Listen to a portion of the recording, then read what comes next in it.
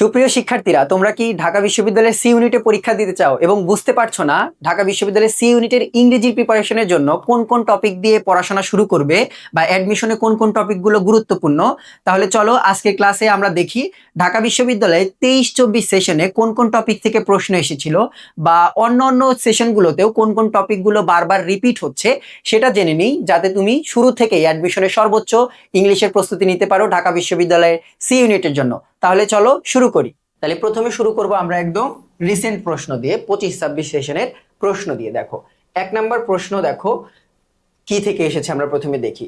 তোমরা অবশ্যই খাতা কলম নিয়ে একটু বসে টপিকগুলো আমার সাথে সাথে একটু লেখার চেষ্টা করবে, তাহলে তোমাদের ব্রেইন এই জিনিসটা দ্রুত ক্যাচ করতে পারবে যে কোন টপিকগুলো তোমার জন্য গুরুত্বপূর্ণ। তাহলে প্রথম প্রশ্ন, hour country side is disappearing at and dash rate. তাহলে যদি বাংলা করো তাহলে অর্থ আসবে এরকম যে আমাদের যে গ্রাম অঞ্চলগুলো এগুলো খুবই উদ্বেগজনকভাবে কি হয়ে যাচ্ছে, উদ্বেগজনক হারে এগুলো ডিসঅ্যাপিয়ার হয়ে যাচ্ছে, অর্থাৎ বিলীন হয়ে যাচ্ছে। সব গ্রাম অঞ্চল কি হচ্ছে এখন কলকারখানা বা শহরের মতো হয়ে যাচ্ছে, এইটার কথা বলা হচ্ছে। তাহলে শব্দগুলো যদি পড়ো তাহলে বুঝবা এই পার্টটা মূলত এসেছে ভোক্যাবস পার্ট থেকে। এবং তোমাদের যেহেতু মাত্র 12টা প্রশ্ন হয়, তোমরা খেয়াল করে দেখবা এর মধ্যে ভোক্যাবস থেকেই কিন্তু 2টা থেকে 3টা প্রশ্ন থাকে, অর্থাৎ প্রথম যে টপিকটা ভোক্যাবুলারি, এটা কিন্তু খুবই গুরুত্বপূর্ণ একটা টপিক। তাহলে এটার অ্যান্সার কোনটা? এটার অ্যান্সার হচ্ছে আমাদের অ্যালার্মিং, কারণ অ্যালার্মিং শব্দের অর্থ হচ্ছে উদ্বেগজনক। যদি তোমরা অর্থ দেখো তাহলে বুঝবা যে এই অ্যালার্মিং শব্দের অর্থ কি, উদ্বেগজনক। তাহলে এটা মূলত খুব বেশি কঠিন জিনিস না, শুধুমাত্র অর্থ বুঝে তোমাকে ভোক্যাবসটা বসাতে হয়েছে। এর পাশাপাশি সিনোনিম অ্যান্টোনিমও কিন্তু তোমাদের ভোক্যাবুলারি থেকে আসতে পারে। এরপরে দেখো 2 নাম্বার কি বলছে, what dash if you had not gone to school.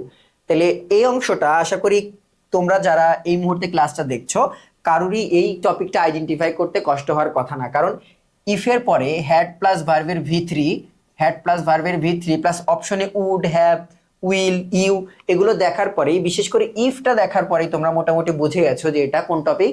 এটা হচ্ছে কন্ডিশনাল, এটা হচ্ছে কন্ডিশনাল, অর্থাৎ তোমাদের একাডেমিকের কিন্তু একটা টপিক, বা এটাকে আমরা বলতে পারি রাইট ফর্ম অফ ভার্ব, আমরা সংক্ষেপে লিখলাম আর এফ ভি। এটা থেকে, অর্থাৎ রাইট ফর্ম অফ ভার্বের ক্লাসে আমরা মূলত তোমাদের কন্ডিশনালও শিখবো, প্লাস আর একটা অংশ থেকে বেশি প্রশ্ন আসে পজিটিভ, ওইটাও একই ক্লাসে আমরা শিখবো। তাহলে এই প্রশ্নটা কিন্তু তোমাদের সমাধান করা অলরেডি তোমরা করে ফেলেছো অনেকের।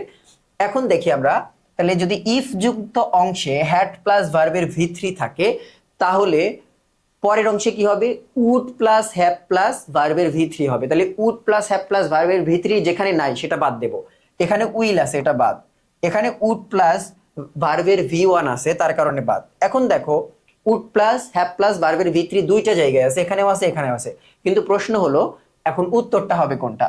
এখন এইটাই আমরা দেখবো। দেখো এই জায়গায় আমাদের প্রশ্নবোধক চিহ্ন আছে, তাহলে আমরা প্রথম ক্লাস যেটা হবে সেন্টেন্সের উপরে, ওই জায়গায় আমরা দেখবো প্রশ্নবোধক অর্থাৎ ইন্টারোগেটিভ সেন্টেন্স যদি হয় তাহলে ওখানে তোমার যদি প্রশ্ন করো তাহলে স্ট্রাকচারটা কেমন হয়, WH question plus auxiliary verb plus subject, এরকম হয়। তাহলে এখানে দেখো ডাব্লিউএইচ কোশ্চেনটা এটা, এরপরে অক্সিলারি ভার্ব লাগবে, কিন্তু এই জায়গায় প্রথমে সাবজেক্ট দেওয়া আছে, তার কারণে এটা ভুল। তাহলে আমাদের অ্যান্সার হবে কোনটা? অবশ্যই অ্যান্সার আমাদের সি নাম্বারটা হবে। তাহলে কন্ডিশনাল কিন্তু গুরুত্বপূর্ণ একটা টপিক, এটা বুঝে গেল। অর্থাৎ আজকের ক্লাসে যদি তুমি মনে করো যে হ্যাঁ আমরা প্রশ্ন সলভ করছি, প্রশ্নর সব নিয়ম শিখে ফেলবো, তাহলে ভুল। মূলত আমরা প্রশ্ন দেখার পাশাপাশি আমরা কি দেখছি, টপিক, অর্থাৎ টপিকটা আইডেন্টিফাই করা একদম অ্যাডমিশনের শুরুতে শিক্ষার্থীদের জন্য কিন্তু খুবই গুরুত্বপূর্ণ। তাহলে টপিকই মূলত আমাদের মূল ফোকাস থাকবে। এরপরে দেখো, the Fox even though it dash jumped over the dog, injured, is injured, was injured, ইনজুরিং। তাহলে বোঝা যাচ্ছে এটা এসেছে রাইট ফর্ম অফ ভার্ব থেকে, অর্থাৎ ভার্বের বিভিন্ন ফর্ম আমরা দেখতে পাচ্ছি। তাহলে এটা তোমাকে অর্থ বুঝে সেন্টেন্স বুঝে কি করতে হবে, রাইট ফর্ম অফ ভার্ব বসাতে হবে। The Fox even though it dash injured, মানে বোঝা যাচ্ছে যে এই ফক্স যদিও সে কি ছিল, আহত ছিল, জাম্পড ওভার দ্য ডগ, তারপরেও কুকুরের উপর দিয়ে লাফ দিয়েছে। তাহলে জাম্পড কোন টেন্সে আছে দেখো তো, জাম্পড কিন্তু আছে পাস্টে, পাস্ট ইনডিফিনিট, আমরা যদি আরো স্পেসিফিক ভাবে বলি এটা কিন্তু পাস্ট ইনডিফিনিট টেন্সে আছে। তাহলে আমরা টেন্সের ক্লাসে শিখব যে সিকোয়েন্স অফ টেন্স অনুযায়ী যদি বাক্যের একটা অংশে পাস্ট ইনডিফিনিট থাকে, তার মানে ওই বাক্যটার অন্য একটা অংশটা হয় পাস্ট পারফেক্টে হবে, নয়তো পাস্ট ইনডিফিনিটই হবে। এখন দেখো এটা পাস্ট ইনডিফিনিট মনে হতে পারে তোমার, ইনজুর্ড, কিন্তু শব্দটা কিন্তু আমরা এখন বসাবো। দেখো, the Fox even though it injured মানে কি, এটা অন্যকে ইনজুর্ড করেছে, অর্থাৎ অন্যকে আহত করেছে, বাট ও কিন্তু কাউকে আহত করেনি, ও নিজেই ছিল আহত। তাহলে এইটা কিন্তু ভুল হয়ে গেছে আমাদের। এরপরে দেখো 2 নাম্বারে ইজ ইনজুর্ড, আমরা কি বলেছি, অবশ্যই পাস্ট টেন্সে হতে হবে, ইজ কিন্তু প্রেজেন্টে, তার কারণে ভুল। এরপরে দেখো ইনজুরিং, the Fox even though it ইনজুরিং, auxiliary verb যদি থাকতো তাহলে ইনজুরিং নিতে পারতাম, কিন্তু এর আগে কোনো অক্সিলারি ভার্ব নেই, তার কারণে এটা ভুল। তাহলে অ্যান্সার হচ্ছে কোনটা আমাদের, এই যে ওয়াজ ইনজুর্ড। কেন হচ্ছে দেখো, মূল যদি বাক্যের কথা চিন্তা করো, the Fox jumped over the dog, অর্থাৎ তুমি যদি আরো সহজে বুঝতে চাও তাহলে তোমাকে এই অংশটা ঢেকে দিতে হবে, তুমি এই অংশটা ঢেকে দাও। এবার তাকাও, the Fox jumped over the dog, এইটা হচ্ছে মূল বাক্য। এইবার মাঝের অংশটা কি করছে, এইটা হচ্ছে ফক্সকে মডিফাই করছে। ইভেন দো ইট ওয়াজ ইনজুর্ড, যদিও এটা ছিল আহত, অর্থাৎ এইটা কি ফ্রেজ, সরি এটা কি ক্লজ, এটা হচ্ছে আমাদের অ্যাডজেক্টিভ ক্লজ, অর্থাৎ অ্যাডজেক্টিভ ক্লজ হওয়ার পাশাপাশি এটা কিন্তু ভার্বেরও একটা নিয়মের মধ্যে পড়ে গেছে, অর্থাৎ এই জিনিসটা আমরা ক্লজেও শিখবো প্লাস ভার্বের মাঝেও শিখবো। দেখো তাহলে তারপরে যাই, এখানে একটা জিনিস খেয়াল রাখবা, ইনজুর্ডটা কিন্তু অ্যাডজেক্টিভ, এখানে ওয়াজ ইনজুর্ড, ইনজুর্ড কিন্তু এখানে ভার্ব না, এখানে আহত অর্থে এসেছে, তাহলে আহত এটা কি, এটা হচ্ছে অ্যাডজেক্টিভ। 4 দেখো, he was looking for a job dash the end he got on, এইটা এসেছে প্রিপোজিশন থেকে, এবং তোমরা সবাই মোটামুটি যারা সি ইউনিটের তাদের জানার কথা যে প্রিপোজিশন থেকে কিন্তু তোমাদের 2টা থেকে 3টা ফিক্সড মার্ক থাকে, অর্থাৎ তোমরা যদি সবচেয়ে গুরুত্বপূর্ণ টপিক আমরা একবার এক নজর দেখে আসি, একবার এই দেখো, right form of verb, preposition, vocabulary আর স্পেলিং, এই 3টা টপিক কিন্তু খুবই গুরুত্বপূর্ণ, অর্থাৎ প্রতি বছরই এই টপিকগুলো কোনোবারই মিস যায়নি, প্রতিবারই আসে এই জায়গা থেকে। তাহলে ওই টপিকগুলোই কিন্তু আমরা দেখছি। তাহলে এটা হচ্ছে আমাদের preposition. He was looking for a job dash the end he got on, এখন তোমাদের ফর বাই নিয়ে কোনো সমস্যা হবে না, তোমরা অ্যাট এবং ইন্ড নিয়ে যে সমস্যায় পড়বে এটা মোটামুটি আমাদের জানা কথা। তাহলে আমরা দেখি যে ইন দ্য ইন্ড আর অ্যাট দ্য ইন্ড কখন বসে, ইন দ্য ইন্ড আর আর একটা কি, আর একটা হচ্ছে অ্যাট দ্য ইন্ড, এই দুইটা নিয়ে শিক্ষার্থীদের অনেক ঝামেলা লাগে। তাহলে দেখি এটা কখন কোন জায়গায় বসা যায়। তাহলে ইন দ্য ইন্ড কখন বসবে, ইন দ্য ইন্ড বসবে তখন যখন কোনো কিছুর ফলাফল বোঝাবে, ফলাফল বোঝাবে বা কনক্লুশন বোঝাবে, কনক্লুশন বোঝাবে বা ইভেনচুয়ালি বোঝাবে, বা ইভেনচুয়ালি বোঝাবে অর্থাৎ ঘটনাক্রমে এরকম বোঝাবে। আর এইটা বসবে দেখো, যদি তুমি এইটার কথা চিন্তা করো অর্থাৎ অ্যাট দ্য ইন্ডের কথা যদি চিন্তা করো, তাহলে এটা কখন বসবে, এটা সিম্পলি অর্থ হচ্ছে শেষে। কিসের শেষে, এটা হতে পারে টাইমের শেষে, টাইমের শেষে হতে পারে, কোনো একটা ইভেন্টের শেষে হতে পারে, বা কোনো একটা প্লেসের শেষে হতে পারে, অর্থাৎ যে কোনো কিছু হতে পারে, কিন্তু এটার সিম্পল অর্থ কি, শেষে। কিন্তু ইন দ্য এন্ড মানে ফলাফল বা কনক্লুশন, অবশেষে বা ইভেনচুয়ালি ঘটনাক্রমে, এইটা বোঝায়। এখন দেখো, তাহলে এইটা তো গেল এই অংশ। এখন আমরা বাক্যটা আবার পড়ি, he was looking for a job, সে একটা চাকরি খুঁজছিল অনেকদিন ধরে বা অতীতে, dash the end he got on, অবশেষে একটা চাকরি পেয়েছে, অর্থাৎ একদম শেষ পর্যন্ত ঘটনাক্রমে সে একটা চাকরি পেয়েছে শেষ পর্যন্ত। শেষে কোনো কিছুর শেষে কিন্তু বলেননি যে অ্যাট দ্য এন্ড, শেষে সে চাকরি পেয়েছে, কিসের শেষে, শেষে কিন্তু এখানে কোনো কিছু নেই, অর্থাৎ ফলাফল কনক্লুশন বা ইভেনচুয়ালি বোঝালে তুমি কি বসাবা, তুমি অবশ্যই বসাবা হচ্ছে ইন দ্য এন্ড, এটা হচ্ছে আমাদের অ্যান্সার। তাহলে অ্যাট হচ্ছে না, এখানকার অ্যান্সার আমাদের ইন।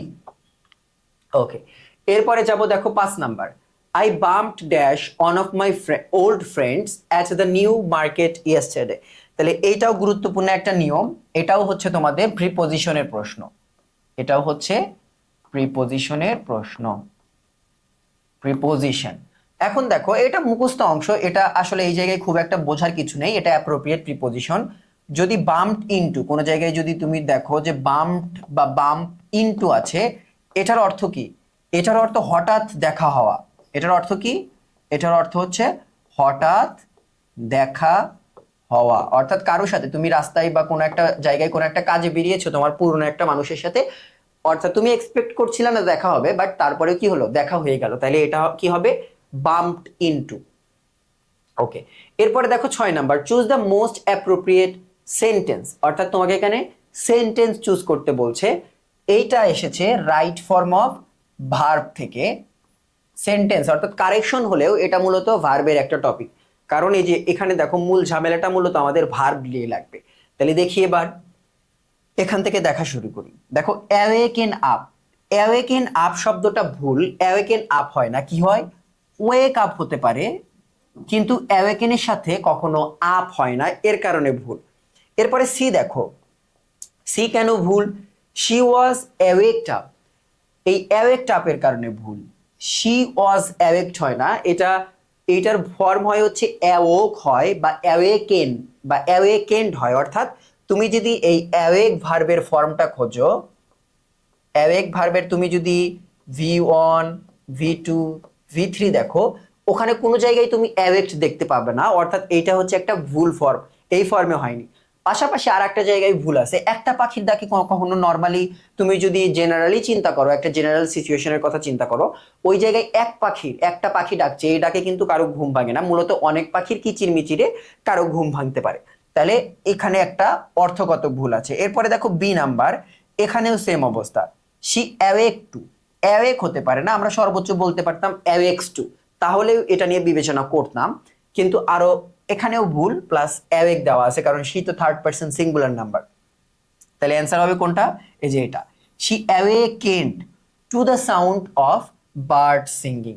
অ্যাওয়েক ভার্বের হচ্ছে V2 V3 দুইটাই অ্যাওয়েকেন্ড হয়। ওকে, এরপরে যাব আমরা, তাহলে এটার অ্যান্সার হচ্ছে এ। 7 দেখো, choose the most appropriate sentence, এটাও কারেকশনের মতো, অর্থাৎ কারেকশন নামে একটা টপিক আছে ওইটার মতোই, বাট এটা কিন্তু আমাদের কোন জায়গা থেকে আসবে, এটা আসবে হচ্ছে সেন্টেন্স থেকে। এবং তোমরা যদি প্রশ্ন প্যাটার্ন ভালো করে দেখো, ওই জায়গায় দেখবে সেন্টেন্স থেকে, বেসিক সেন্টেন্স স্ট্রাকচার থেকে কিন্তু একটা করে প্রশ্ন প্রতি বছর ছিল। এখানে স্ট্রাকচারটা মূলত কোন জায়গা থেকে, ইন্ট্রোগেটিভ সেন্টেন্সের স্ট্রাকচার থেকে। তাহলে দেখো প্রথম বাক্য, হাউ ডু ইউ, বাক্য কি পূর্ণ হয়েছে, হয়নি, কিন্তু হাউ ডু ইউ মানে তুমি কি, তুমি কি কখনো তুমি প্রশ্ন করো কাউকে তুমি কি, এটা কিন্তু কোনো প্রশ্নই হয়নি। এরপরে দেখো হাউ ইউ ডু, প্রশ্নবোধক চিহ্ন থাকলে বা ইন্টারোগেটিভ সেন্টেন্স হলে ডাব্লিউএইচ কোশ্চেনের পরে কি বসে, অক্সিলারি ভার্ব বসে, এখানে সাবজেক্ট বসার কারণে ভুল। আবার দেখো হাউ ডাজ হি, এটার মতোই, এখানে হাউ ডু ইউ, এখানে জাস্ট হাউ ডাজ হি, এইটা এর কারণে ভুল। তাহলে স্ট্রাকচার আমাদের একদম গ্রামাটিক্যালি কোনটা ঠিক আছে, হাউ ডু ইউ ডু। এটার অর্থ কি, এটার অর্থ হচ্ছে হাউ আর ইউ, অর্থাৎ তুমি কেমন আছো, এটাকেই ইংলিশে বলা হয় হাউ ডু ইউ ডু, বা হোয়াটসঅ্যাপও বলা হয় যে তুমি কেমন আছো। 8 দেখো, গুরুত্বপূর্ণ একটা টপিক, সেটা হচ্ছে স্পেলিং। স্পেলিং তোমাদের মুখস্থ করতেই হবে, কোনো বাদ দেওয়ার সুযোগ নেই।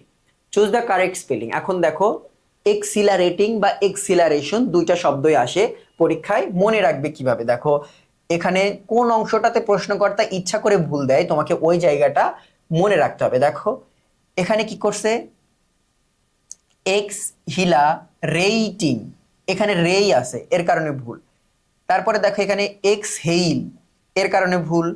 এক্সা, এখানে এক্সা আছে তার কারণে ভুল। তাহলে তোমাকে দেখো মূল ভুলের অংশটা মূলত এক্স বা টিং এই অংশটাতে থাকে না, মূল ভুলের অংশটা এই অংশের মাঝে থাকে। তাহলে এটা সহজে মনে রাখবো কিভাবে, এক্সিলারি টিং, এটাই দেখি। প্রথমে এক্স কারো একজনের প্রাক্তন আমরা ধরে নিলাম, তারপরে কি হিলা, এক্স হিলা, তাহলে এক্স রাখলাম, হিলা রাখলাম। তারপরে রেটিং চেনো না তোমরা, আমরা বিভিন্ন অ্যাপস ডাউনলোড করার পরে দেখবা যে বলে রেটিং দিন, যে 5 স্টার রেটিং দিবেন না 3 স্টার না 2 স্টার, রেটিং এর কিন্তু অপশন আছে। তাহলে এক্স হিলা তারপরে রেটিং। আর যদি রেশন এক্সিলারেশন হয় তাহলে কি হবে, জাস্ট RATION হবে, রেশন হবে।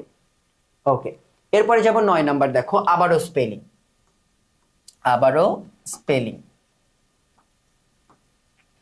কি বলছে এবার, এবার হচ্ছে এন্টারপ্রেনারশিপ নিয়ে আসছে আমাদের প্রশ্ন। তোমাদের কমার্স ডিপার্টমেন্টের মানে FBS এর আর কি, তোমাদের FBS এর সাথেই কিন্তু গুরুত্বপূর্ণ একটা শব্দ হচ্ছে এন্টারপ্রেনারশিপ, কারণ তোমরা অনেক বিজনেস নিয়ে কাজ করবে, তোমাদের সি ইউনিটটা মূলত ওই রিলেটেড সাবজেক্টগুলোতেই বেশি ফোকাস করে থাকে। তাহলে এখানে দেখি বানান কোনটাতে ভুল আছে। দেখো এখানে দেখো নার্স আছে, এর কারণে ভুল, কারণ NEUR থাকে, অন্টারপ্রেনিয়রশিপ। এখানে দেখো নার, এখানে নেইর, এর কারণে ভুল। তাহলে মূল ভুলটা কোন জায়গায় থাকে ওই অংশ তোমাকে খেয়াল করে ওই অংশটাই ভালো করে মুখস্থ করতে হবে। এটা হচ্ছে স্পেলিং পড়ার হচ্ছে সহজ উপায়। তাহলে মূলটা এইটা। এখন মনে রাখবো কিভাবে শর্টকাটে, এটার জন্য তোমাকে প্রথমে মনে রাখতে হবে এন্ট্রি, ENTRE, TRY দিয়ে দিও না কিন্তু, এন্ট্রি। এরপরে প্রি, আমরা পড়ি না প্রিফিক্স, প্রি মানে পূর্বে, প্রিপজিশন মানে পূর্বে অবস্থান, তাহলে তারপরে এন্ট্রি প্রি, এরপরে এই অংশটা তোমাকে আলাদা করে মুখস্থ করতে হবে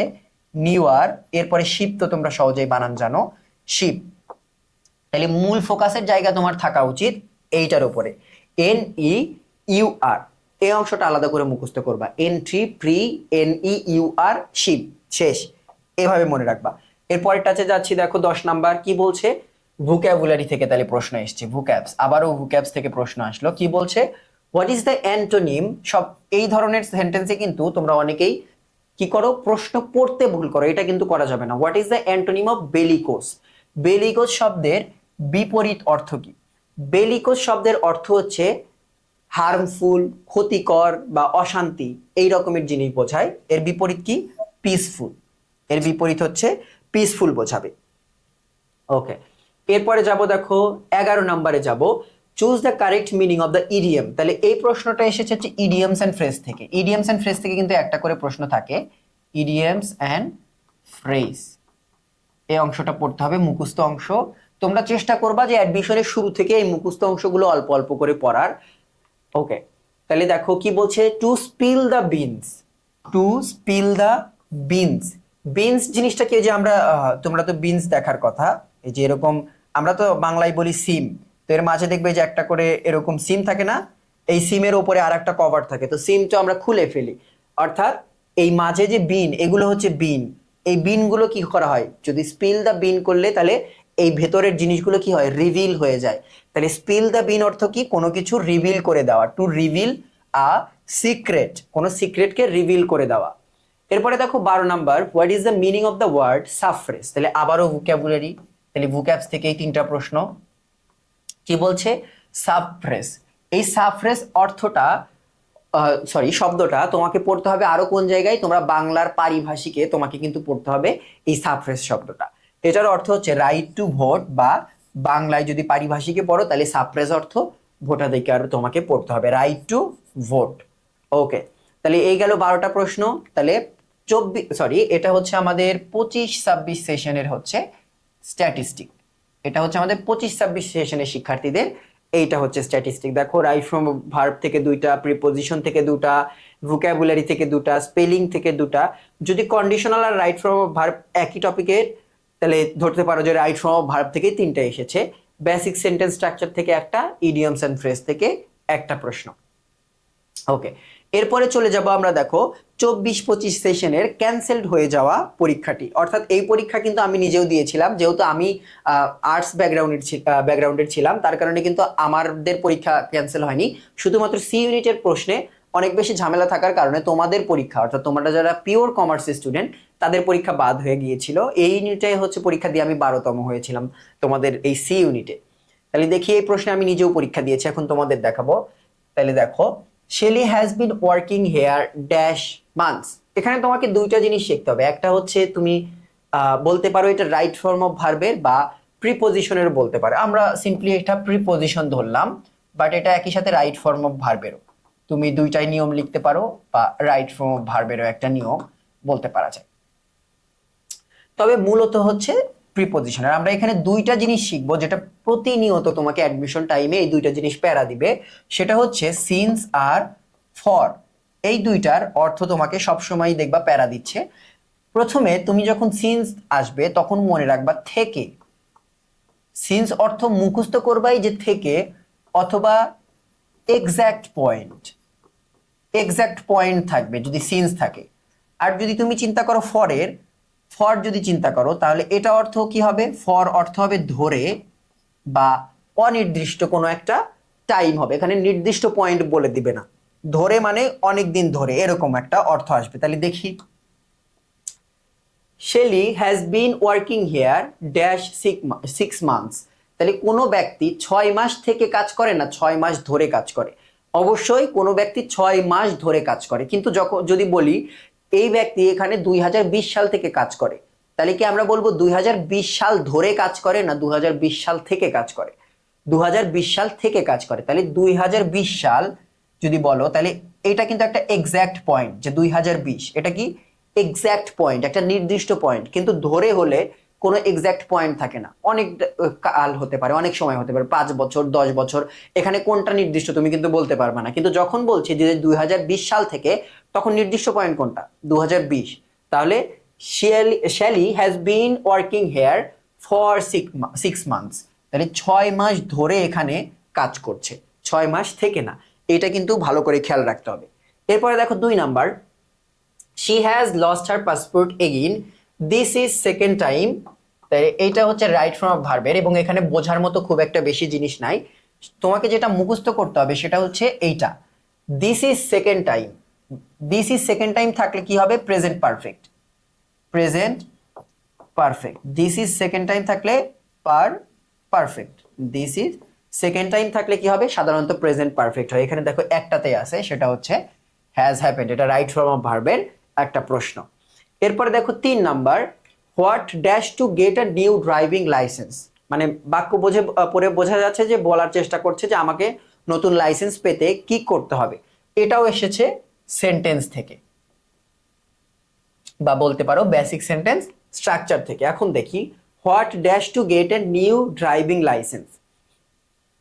তাহলে প্রথমে যেটা খেয়াল করবা সেটা এটা হচ্ছে ইন্টারোগেটিভ সেন্টেন্স। স্ট্রাকচারটা কি হবে?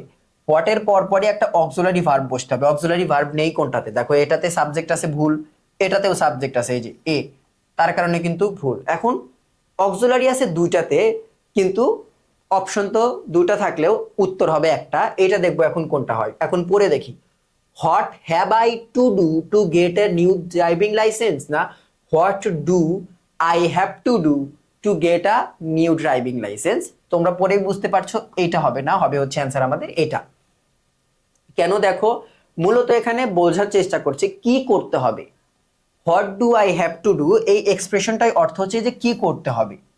What do I have to do, এখানে বলছি what have I to do, আমার কি করার আছে, এরকম একটা অর্থ আসছে। বাট এটার মূল এক্সপ্রেশনটা হচ্ছে what do I have to do, but what have I to do to gate. এটা এমনিতেও পড়ে আসলে স্টুডেন্টরা বুঝে যাবে, কারণ অনেকে তোমাদের মধ্যে অনেক স্টুডেন্ট আছে যারা হচ্ছে এখন পর্যন্ত গ্রামার কিন্তু কোনটা শুনতে ভালো লাগে এটা দিয়ে কিন্তু এখনো মিলাই। তো এইটা হচ্ছে এই সেন্টেন্সটার ক্ষেত্রে কাজে লাগবে, কারণ ওটা সেন্টেন্স পড়েই বোঝা যাচ্ছে যে ওটা গোলমেলে একটা বিষয় ওর মধ্যে আছে কিন্তু।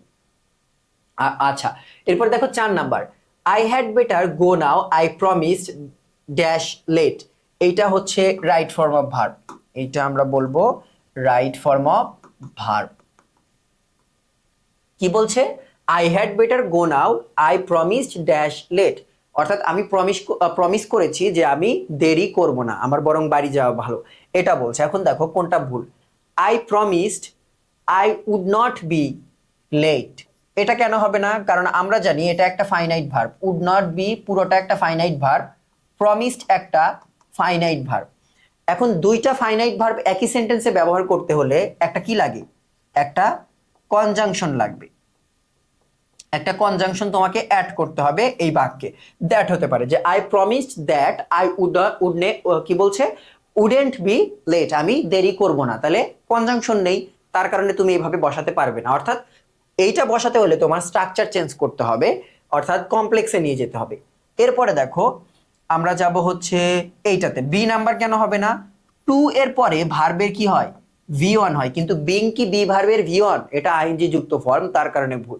এখন দেখো I promised not being late, না টু নট বি লেট, এটা হচ্ছে এখন আমাদের হচ্ছে মূল প্রশ্ন। দেখো আই প্রমিসড টু, কারণ প্রমিস এই সব ভার্বের সাথে কি যায়? টু যায়। প্রমিস সরাসরি নট নেয় না। আই প্রমিস নট, এরকম হতে পারতো I promised not to be late, এটা হতে পারতো যে I promise not to be late, মানে দিন শেষে প্রমিসটা কাকে ফলো করবে? টু কে ফলো করে যায়, প্রিপোজিশন টু কে ফলো করে। এটা সাধারণত শুধু নট কে ফলো করে না। তাহলে আমাদের অ্যান্সার কোনটা হবে? অ্যান্সার অবশ্যই এইটা হবে, টু নট বি লেট। আচ্ছা, এরপরে যাচ্ছি, দেখো আবার আমাদের প্রশ্ন what the wise do in the beginning fools do dash the end. এইবার আবারও কিন্তু এই আগের প্রশ্নের মতো, তাহলে তোমরা একটা জিনিস খেয়াল করো, 25-26 সেশনের এই প্রশ্নটা কোন জায়গা থেকে এসেছে?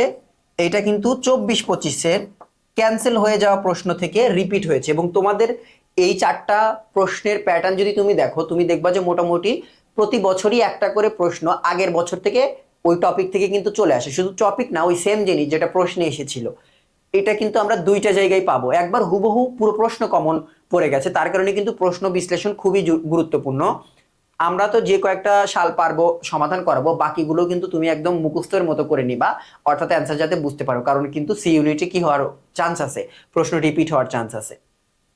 দেখি তাহলে আমরা এবার, তাহলে what the wise do in the beginning, চালাকরা যেটা শুরুতে করে, fools do dash the in, চালাকরা সেটা একদম শেষে করে। তাহলে শেষে অর্থে কি হয় আমরা বলেছিলাম অ্যাট দ্য ইন্ড, এটা কিন্তু পড়েছি একদম কিছুক্ষণ আগেই।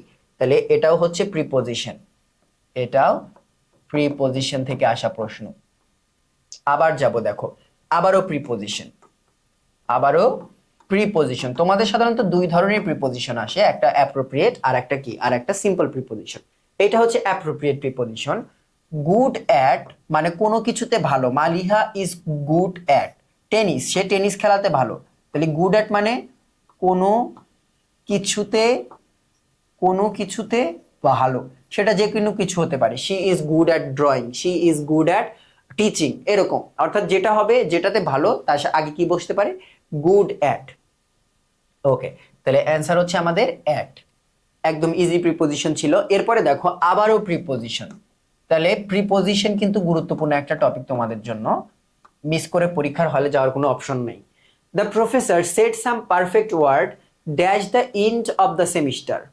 দেখো তাহলে what the wise do in the end fools do, এইবার দেখো একটা জায়গায় আমাদের ঝামেলা হয়েছে, এইটা কিন্তু অ্যাড হবে না। তোমরা এতক্ষণ খুশি খুশি কিন্তু এটা আমার সাথে কিন্তু করছিলে, বাট এটার অ্যান্সার কিন্তু অ্যাট দ্য এন্ড কিন্তু না। এখানে কি বলেছিলাম তোমরা এবার মনে করতে পারবা, দেখো এবার তোমাদের মনে পড়বে। The professor said some perfect word dash the end of the semester, এইবার কিন্তু শেষে অর্থ আছে। কিন্তু এবার দেখো আমি একটা ভুল ব্যাখ্যা দিলাম, এবং তোমরা কিন্তু এটাই মেনে নিয়ে কিন্তু তোমরা চুপচাপ কিন্তু এটাই কিন্তু নোট করছিলে, তোমরা কিন্তু ধরতে পারোনি। Fools do dash the end কিসের শেষে করে? কোনো কিছুর শেষে বলা আছে? বলা নেই। তাহলে what the wise do in the end fools do dash the end, মূলত এটারও অ্যান্সার হবে হচ্ছে ইন দ্য এন্ড, কারণ এখানে কোনো কিছুর শেষে নাই। তুমি কিসের শেষে বলবা? দেখো এখানে কি বলছে যে চালাকরা চালাকরা সপ্তাহের শুরুতে যে কাজটা করে, বোকারা সপ্তাহের শেষে গিয়ে ওই কাজটা করে। যদি সপ্তাহের শেষে থাকতো তখন কি হতো? তখন কিন্তু অ্যাড হইতো, কিন্তু এখানে কি সপ্তাহের শেষে বোঝাচ্ছে? বোঝাচ্ছে না। তাহলে এখানে দেখো আমরা এই জায়গায় পড়লাম কি ইন দ্য এন্ড, কি ফলাফল বা কনক্লুশন, অর্থাৎ কোনো কিছুর ইভেনচুয়ালি ঘটনাক্রমে বা কোনো ঘটনার শেষে, কনক্লুশন একদম সবকিছুর শেষে, এরকম বোঝাচ্ছে। তাহলে ওই জায়গায় কি হয়? ওই জায়গায় হয় কি, ওই জায়গায় কিন্তু ইন হয়। তাহলে যে জিনিস চালাকরা করে শুরুতে, ওই জিনিস বোকারা করে শেষে, মানে কনক্লুশন, ইভেনচুয়ালি ঘটনাক্রমে, এটা বোঝাচ্ছে, এইটা ফলাফল। কিন্তু যখন বুঝবে কোনো কিছুর শেষে আছে, যেমন এই জায়গাটাতেই যদি হতো সপ্তাহের শেষে, মাসের শেষে, বা প্রোগ্রামের শেষে, কোনো কিছুর শেষে, তখন কিন্তু কি হইতো? তখন কিন্তু অ্যাড হইতো। কারণ আমরা বলেছিলাম টাইম, ইভেন্ট, অথবা আর একটা কি বললাম, প্লেস, এই তিনটা যদি হয় তাহলে তখন কিন্তু আমাদের অ্যাড হবে। যেমন এইটা, the professor said some perfect word dash the end of the semester, সেমিস্টারের শেষে। তাহলে এবার কোন কিসের শেষে? একটা নির্দিষ্ট ইভেন্টের শেষে কিন্তু হচ্ছে, সেমিস্টার একটা ইভেন্ট, এই ইভেন্টের শেষে কিন্তু বলছে। তাহলে কি হবে? এইবার হবে হচ্ছে অ্যাট, কারণ সেমিস্টার কি, সেমিস্টার হচ্ছে একটা ইভেন্ট, ইভেন্ট বোঝাচ্ছে। তাহলে the professor said some perfect word at the end of the semester. এটা কিন্তু খেয়াল রাখবে ভালো করে, এই জিনিসটা কিন্তু প্যাস লাগবে বেশ কয়েকবার কি ওটা তোমাদের ভালো করে প্র্যাকটিস করতে হবে। আর দেখো stop doing wrong things lest you are caught, তাহলে বলছে স্টপ ডুইং রং থিংস, এসব আজে বাজে কাজ করা বন্ধ করো, লেস্ট ইউ ড্যাশ। তাহলে আমরা জানি লেস্টের নিয়ম পড়নি, লেস্টের পরে কি হয়?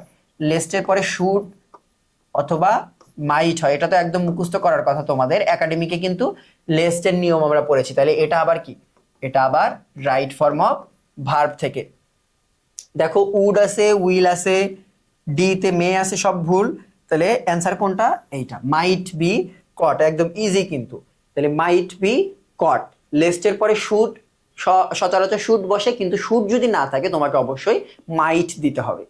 এরপরে যাব, দেখো আমরা 9 নম্বরে, the performance of our player was rather worst that I had expected.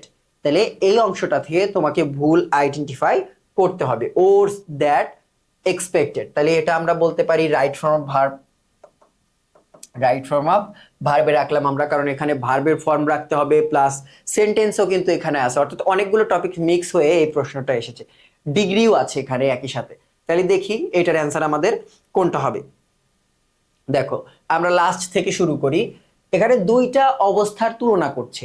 The performance of our player was rather was that I expected. তাহলে এক্সপেকটেশন ভার্সেস পারফরমেন্স, আমরা জানি দুইটা জিনিসের মধ্যে যদি তুলনা করে তাহলে তখন কি হয়? কম্পারেটিভ ডিগ্রি হয়। আর ওর্স্ট শব্দটা, ওর্স্ট শব্দটার কম্পারেটিভ কি? ওর্স বা ব্যাড, ওর্স, ওর্স্ট, এই তিনটা যায়। তাহলে এটা পজিটিভ হয়ে গেছে, তার কারণে এটা ভুল। বাকি তিনটা ওর্স, ওর্স, ওর্স, ঠিক আছে। এখন দেখো, তাহলে এইটা ভুল ব্যাডের কারণে, এইটা ভুল দ্যাটের কারণে, কারণ আমরা জানি কম্পেয়ার করার সময় কি বসে? দ্যান বসে, দ্যাট বসে না, এটা ভুল। এখন বাদ আছে দুইটা, দেখো ওর্স দেন আই হ্যাড এক্সপেক্টেড না ওর্স দেন এক্সপেকটেশন। এখানে কিন্তু সেন্টেন্সে তুমি চেঞ্জ করতে পারবে না, কারণ এই মেয়েটা বা ছেলেটা যেই বলুক না কেন, সে কিন্তু অলরেডি বলে দিয়েছে আই হ্যাড এক্সপেক্টেড। অর্থাৎ আই হ্যাড এক্সপেক্টেড কে তুমি চেঞ্জ করে এক্সপেকটেশনে নিয়ে আসতে পারবে না, কারণ ও আই হ্যাড বলে ফেলেছে অলরেডি, তো ওটা তো চেঞ্জ করার কোনো সুযোগ নেই তোমাকে। তাহলে অ্যান্সার কোনটা নিতে হবে? অ্যান্সার নিতে হবে এইটা, ওর্স দেন আই হ্যাড এক্সপেক্টেড। অর্থাৎ মূল বাক্যটা হচ্ছে আমাদের এ নাম্বারটা। বেশ ইজি প্রশ্ন, সহজেই কিন্তু বাদ দেওয়া যাচ্ছে সবগুলো। দেখো এখানে দ্যাট দেখেই বাদ দিয়ে দিয়েছি, এটা ব্যাড দেখে বাদ দিয়ে দিলাম, আর এটা হচ্ছে কি করেছে? সেন্টেন্সটাকে ভুল করে দিয়েছে। আই হ্যাড এক্সপেক্টেড ছিল, এটা এক্সপেকটেশন করে দিয়েছে, তার কারণে ভুল। এবার দেখো 10 নাম্বার, দ্য কারেক্ট স্পেলিং। তাহলে স্পেলিং থেকে প্রশ্ন কিন্তু এই বছরও ছিল। এটা হচ্ছে প্রোপাগান্ডা, শব্দটা কি? প্রোপাগান্ডা। এখানে প্রোপোগান্ডা আছে, প্রোপো, এখানে প্রোপাগ্রান্ডা আছে, তার কারণে ভুল। এখানে পোপা আছে, তার কারণে ভুল। তাহলে অ্যান্সারটা কোনটা? এইটা। মনে রাখবে কিভাবে? প্রথমে মনে রাখবে প্রো, কোনো কিছুতে খুবই অভিজ্ঞ, আমরা বলি না প্রো, তুই তো এই জিনিসে প্রো। তারপরে পা, প্রো পা গান্ডা, প্রোপাগান্ডা। তাহলে ই কিন্তু নেই এই বাক্যের মধ্যে, এটা খেয়াল রেখো।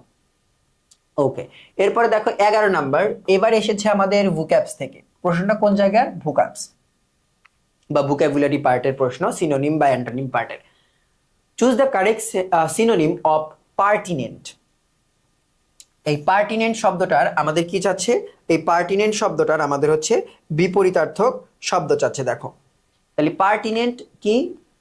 পার্টিনেন্ট দেখো, ইনঅ্যাপ্রোপ্রিয়েট বলছে, এটা হবে না।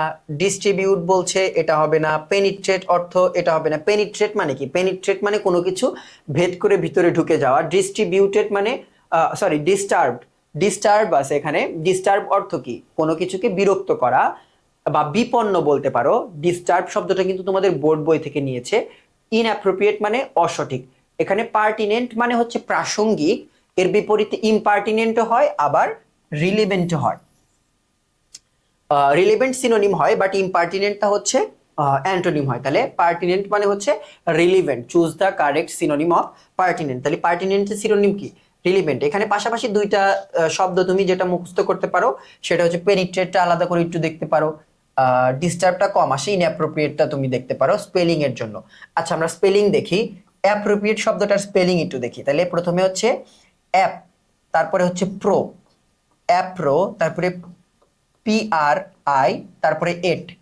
অর্থাৎ যে জায়গায় ঝামেলা লাগবে ওই জায়গায় ভেঙে দিবা। যেমন অ্যাপ্রোপ্রিয়েটে APP না AP, এটা আমাদের ভুল হয়, তার কারণে আমরা APP ভেঙে দেব। অ্যাপ প্রো প্রি এট, অর্থাৎ ভেঙে ভেঙে তুমি দুই জায়গায় খেয়াল করবা, যেটা পরীক্ষার হলে তোমাকে ভুল করে দেওয়ার চেষ্টা করবে এই দুইটা জায়গায়, আর এই পি এর জায়গায় বাকিগুলো ঠিক থাকে। তুমি এই দুইটা জায়গায় একটু ফোকাস করে পড়াশোনা করবা স্পেলিং এর ক্ষেত্রে, এই ওয়ার্ডের ক্ষেত্রে, তাহলে এটা আর ভুল হবে না। এটা কিন্তু বেশ অনেকবার পরীক্ষায় এসেছে অ্যাপ্রোপ্রিয়েট শব্দটা।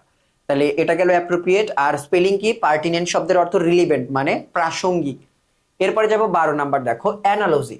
তোমাদের ইউনিটে অ্যানালজি আসে একটা করে, যদিও 25-26-এ কিন্তু অ্যানালজি আসেনি। তাহলে অ্যানালজিও পড়তে হবে, রিস্ক নেওয়া যাবে না। 25-26-এ আসেনি জন্য যে এর পরের বছর আসবে না এর কিন্তু কোনো গ্যারান্টি নেই। দেখো কি বলছে, স আর কার্পেন্টার। স মানে কি, করাত, আমরা যেটা করাত চিনি। কার্পেন্টার মানে কি, কার্পেন্টার মানে আমরা যিনি কাঠ নিয়ে যিনি কাজ করে, বা আমরা আচ্ছা কাঠুরে লিখে দিলাম, যদিও এটা ভিন্ন ধরনের কাঠুরে, উনি কাঠ নিয়ে ভালো রকমের কাজ করে আর কি। এবার দেখো, তাহলে প্রথমে হচ্ছে অস্ত্র বা যন্ত্র, তারপরে কি ওই যন্ত্র দিয়ে যে পেশার লোক কাজ করে সে। তাহলে প্রথমে দেখো পেইন্টার, প্রথমে কি চলে আসছে, প্রথমে পেশা চলে আসছে। তাহলে ভুল, কারণ পেশাটা পরে থাকবে, পেশাটা পরে থাকবে, আর যন্ত্র, ওই পেশায় ব্যবহৃত যন্ত্রটা আগে থাকবে। এরপরে দেখো অ্যাগন আর ফার্মার, অ্যাগন আর ফার্মার কখনোই যায় না, এটা ভিন্ন ধরনের হয়ে গেছে। অ্যাগন কোনো যন্ত্রের নাম না যেটা ফার্মার ইউজ করে। এরপরে দেখো ক্লথ টেইলর, ক্লথ কি কোনো যন্ত্র? ক্লথ কিন্তু কোনো যন্ত্র না, এটা জাস্ট একটা বস্ত্র যেটা টেইলর কি দিয়ে কাটে, সিজার দিয়ে বা অন্য কিছু দিয়ে। টেইলরও কিন্তু সিজার্স ইউজ করে, অর্থাৎ টেইলরের ক্ষেত্রেও সিজার্স হতে পারতো। তাহলে প্রথমে যন্ত্র থাকতে হবে, তারপরে পেশা থাকতে হবে। যেমন নাপিতের কথা যদি চিন্তা করো তাহলে কি হয়, নাপিত সিজার দিয়ে চুল কাটে, সিজার্স। তাহলে প্রথমে যন্ত্র, পরে পেশা, অ্যানালজি।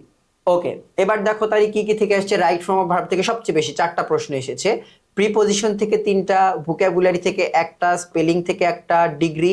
ডিগ্রি আমরা কোনটা ধরেছি, দেখো ডিগ্রি মূলত আমরা এই যে এই অংশটা রাইট ফর্ম ভার্ব যেটা বললাম, এইটাই মূলত ডিগ্রি ধরা হয়েছে। কারণ এখানে মূল যে ভুলটা ওটা কিন্তু ডিগ্রির জায়গায়, কারণ দেখো ওর্স দিয়ে দিয়েছে, এখানে আমরা দুইটা ভুলই ধরেছে কোন জায়গা থেকে, দুইটা ভুলই ধরেছি কিন্তু ডিগ্রি থেকে। প্লাস এটা অবশ্যই রাইট ফর্ম অফ ভার্বের নিয়ম, কারণ এই জায়গাটাতেও পড়তে হবে তোমাদের।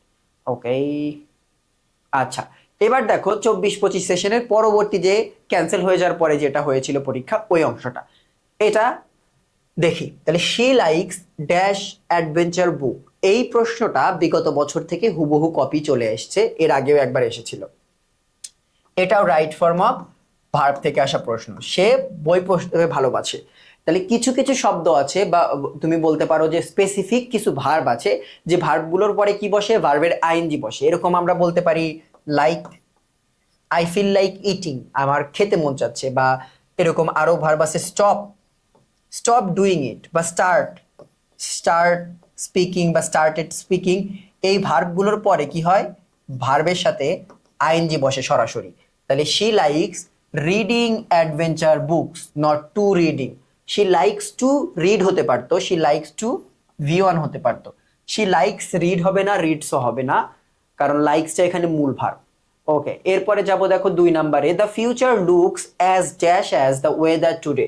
এই শব্দটা কিন্তু ভোক্যাবস থেকে এসেছে। দেখো অর্থ দিয়ে কোন প্রশ্নের মতো দেখায়, দেখো কোন প্রশ্নের মতো, একদম কপি পেস্ট করে আসা প্রশ্ন, পুরোপুরি কপি পেস্ট না করলে ওই যে এইটার মতো। দেখো our country side is disappearing in at an dash rate, alarming rate, উদ্বেগজনকভাবে কমে যাচ্ছে। অর্থাৎ ভোকাবুলারি, বাট কি কোন জায়গা থেকে এসেছে, এটা হচ্ছে অর্থ বুঝে তোমাকে সমাধান করতে হবে। এটাও same, the future, the future looks as dash as the weather today, মানে আমাদের ফিউচার, বা উনি যে কথা বলছেন সে বলছে যে আমাদের, আমার ফিউচারটা ব্লিক, গ্লুমি, গ্লুমি মানে অন্ধকারাচ্ছন্ন, একটু ঘোলাটে।